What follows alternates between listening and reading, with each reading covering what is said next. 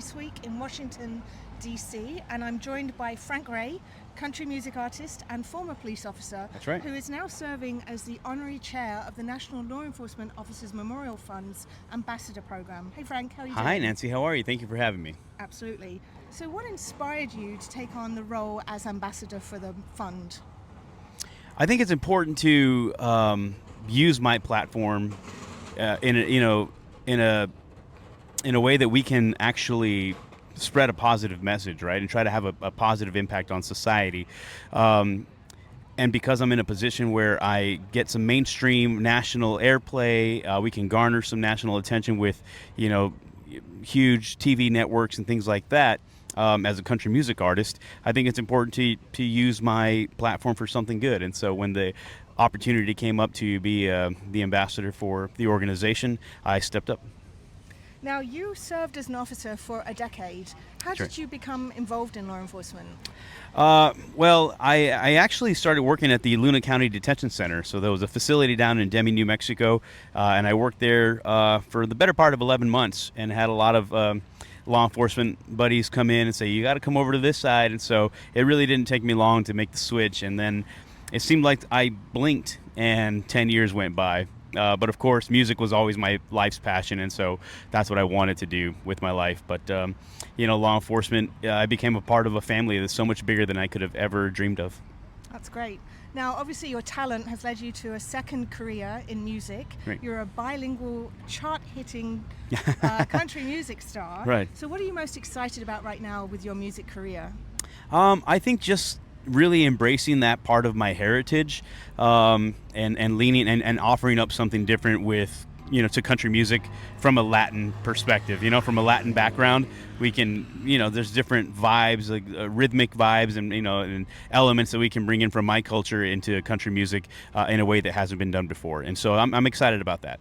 Now, you haven't forgotten your law enforcement roots, so Never. And after visiting the Metropolitan Police Department Police Academy, you started an interesting initiative. Tell us about that. Yeah, the FRAY organization is an organization that my team and I started to really focus on the mental health and well-being of first responders.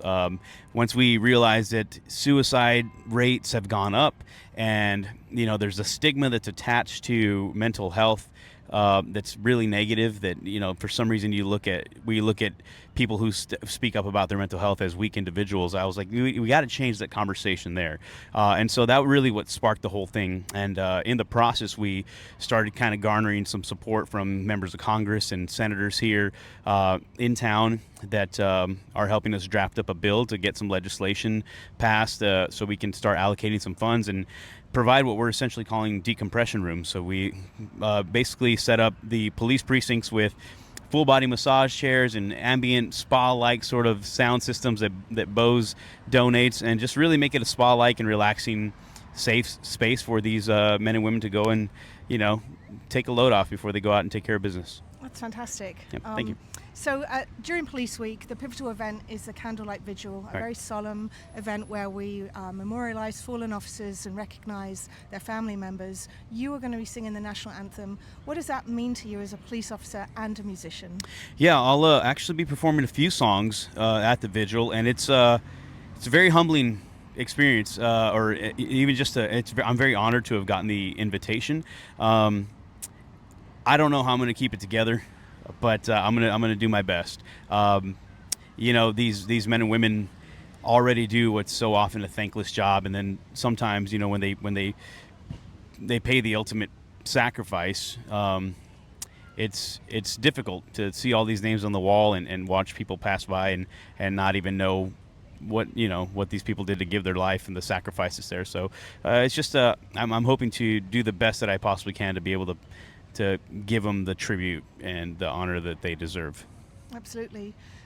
So you're an inspiration to the Latino community. What message would you have for young Latinos out there considering a career in law enforcement?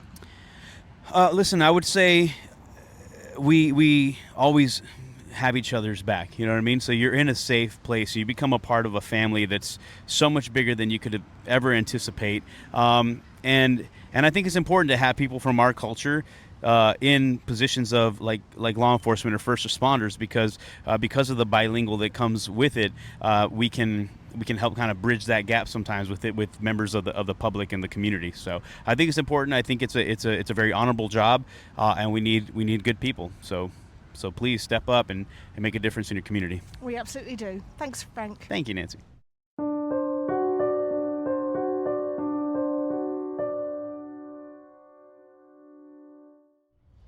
Oh, say, can you see by the dawn's early light what so proudly we hailed at the twilight's last gleaming, whose broad stripes and bright stars through the perilous fight o'er the ramparts we watched were so gallantly streaming, and the rocket's red glare, the bombs bursting in air, gave proof through the night that our flag was still there. Oh, say does that star-spangled banner yet wave o'er the land